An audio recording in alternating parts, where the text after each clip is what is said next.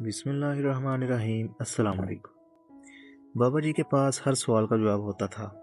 साहूकार सिर्फ एक सवाल का जवाब चाहता था। वो 5 लफ्ज़ों के इस सवाल की पोटली उठाकर बाबा जी की तलाश में निकल खड़ा हुआ। बाबा जी लंगोट बांध कर जंगल में बैठे थे। साहूकार ने सवाल किया, मैं खुश नहीं हूँ। बाबा जी ने सुना, कहकहा लगाया और इससे पूछा, तुम्हारे पास कीमती तरीन चीज़ कौन सी है? साहूकार ने जवाब दिया, मेरे पास नीले रंग का एक नायाब हीरा है। बाबा जी ने पूछा, तुमने ये हीरा कहाँ से लिया था? साहूकार ने जवाब दिया, यह हीरा मेरी 3 नस्लों की कमाई है। मेरे दादा हजूर जो कमाते थे वो इससे सोना खरीद लेते थे। दादा अपना सोना मेरे बाप को दे गए। बाप ने जो कमाया उसने भी इससे सोना खरीदा और अपना और अपने वालिद का सोना जमा करके मेरे हवाले कर दिया। मैंने जो कुछ कमाया इसे सोने में तब्दील किया, अपनी 3 नस्लों का सोना जमा किया और इससे नीले रंग का हीरा खरीद लिया। बाबा जी ने पूछा, वो हीरा कहाँ है? साहूकार ने अपनी मैली कुचैली टोपी उतारी, टोपी का अस्तर फाड़ा। हीरा टोपी के अंदर सिला हुआ था। साहूकार ने हीरा निकाल कर हथेली पर रख लिया। हीरा वाकई खूबसूरत और कीमती था। हीरा देखकर बाबा जी की आंखों में चमक आ गई। उन्होंने साहूकार की हथेली से हीरा उठाया, अपनी मुट्ठी में बंद किया, नारा लगाया और हीरा लेकर दौड़ लगा दी। साहूकार का दिल डूब गया। उसने जूते हाथ में उठाए और बाबा जी को गालियां देते हुए इनके पीछे दौड़ पड़ा। बाबा जी आगे थे, साहूकार इसकी गालियां और इसकी बद्दुआएं बाबा जी के पीछे। और इन दोनों के दाएं और बाएं घना जंगल था और जंगल के परेशान हाल जानवर थे। बाबा जी भागते चले गए और साहूकार इनके पीछे दीवानावार भागता रहा। ये लोग सुबह से शाम तक भागते रहे, यहाँ तक कि जंगल का आखिरी किनारा आ गया। बाबा जी जंगल की हद पर पहुंचकर बरगद के दरख्त पर चढ़ गए। अब सूरत हाल ये थी, बाबा जी दरख्त के ऊपर बैठे थे, हीरा इनकी मुट्ठी में था। साहूकार उलझे हुए बालों, फटी हुई एड़ियों और पसीने में शराबोर जिस्म के साथ दरख्त के नीचे खड़ा था। वो बाबा जी को कभी धमकी देता और कभी इनकी मिन्नतें करता। वो दरख्त पर चढ़ने की कोशिश भी करता, लेकिन बाबा जी दरख्त की शाखें हिलाकर इसकी कोशिशें नाकाम बना देते। साहूकार जब थक गया तो बाबा जी ने इससे कहा, मैं तुम्हें सिर्फ इस शर्त पर हीरा वापस करने के लिए तैयार हूँ, तुम मुझे अपना भगवान मान लो। साहूकार ने फौरन हाथ बांधे और बाबा जी की जय हो का नारा लगा दिया। बाबा जी ने मुट्ठी खोली और हीरा साहूकार के पैरों में फेंक दिया। साहूकार के चेहरे पर चमक आ गई। उसने लपक कर हीरा उठाया, फूंक मार कर इसे साफ किया, टोपी में रखा और दीवानों की तरह कह कहे लगाने लगा। बाबा जी दरख्त से उतरे, साहूकार के कंधे पर हाथ रखा और फरमाया, हम सिर्फ इस वक्त खुश होते हैं जब हमें खोई हुई नेमतें वापस मिलती हैं। तुम अपनी तरफ देखो, तुम इस वक्त कितने खुश हो?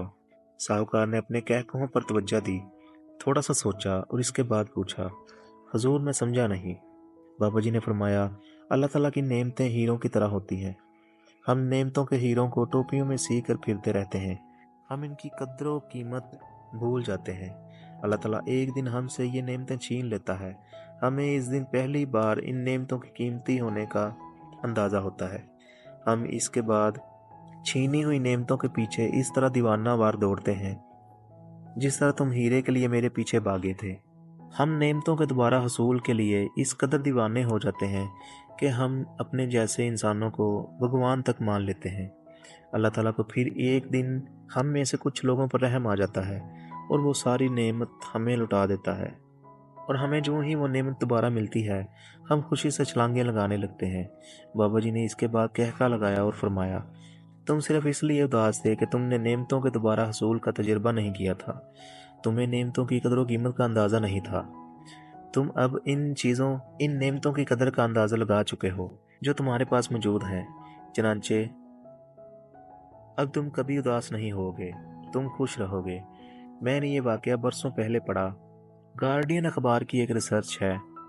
अखबार के एक रिपोर्टर ने आखिरी सांस लेते हुए मरीजों की आखिरी ख्वाहिशात जमा की। ये बेशुमार मरते हुए लोगों से मिला और इन मुलाकातों की रोशनी में उसने अपनी रिसर्च मुकम्मल की।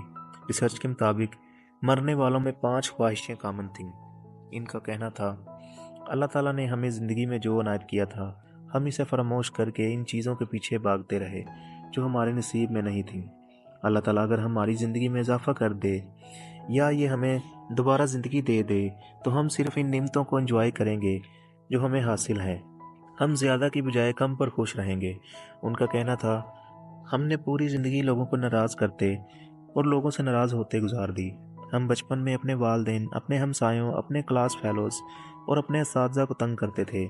ہم جوانی میں لوگوں کے جذبات سے کھیلتے رہے اور ہم ادھیڑ عمر ہو کر اپنے ماتحتوں کو تکلیف اور سینئرز کو چکر دیتے رہے۔ ہم دوسروں کے ٹائر کی بلا وجہ ہوا نکال دیتے تھے، دوسروں کی گاڑیوں پر خراشیاں لگا دیتے تھے اور شہد کے چھتوں پر پتھر مار دیتے تھے۔ ہم بہن بھائیوں اور بیویوں کے حق مار کر بیٹھے رہے۔ ہم لوگوں پر بلا تصدیق الزام لگاتے رہے۔ ہم نے زندگی میں بے شمار لوگوں کے کیریئر تباہ کیے۔ ہم اہل لوگوں کی پروموشن روک کر بیٹھے رہتے تھے اور ہم نااہل لوگوں کو پروموٹ کرتے تھے۔ ہمیں اگر دوبارہ زندگی مل جائے تو ہم عمر بھر کسی کو تکلیف دیں گے اور نہ ہی کسی سے تکلیف لیں گے۔ زندگی کی آخری سیڑھی پر بیٹھے لوگوں کا کہنا تھا، ہماری مذہب کے بارے میں اپروچ بھی غلط تھی۔ ہم زندگی بھر لوگوں کو مذہب کی بنیاد پر تقسیم کرتے رہے۔ ہم انہیں دوزخی یا جنتی قرار دیتے رہے۔ دنیا کا ہر شخص ماں کے پیٹ سے پیدا ہوتا ہے اور قبر کے اندھیرے میں گم ہو جاتا ہے۔ ہمیں اگر آج دوبارہ زندگی مل جائے یا اللہ تعالیٰ ہماری عمر میں اضافہ کر دے تو ہم مذہب کو کبھی تقسیم کا ذریعہ نہیں بنائیں گے۔ ہم لوگوں کو آپس میں توڑیں گے نہیں، جوڑیں گے۔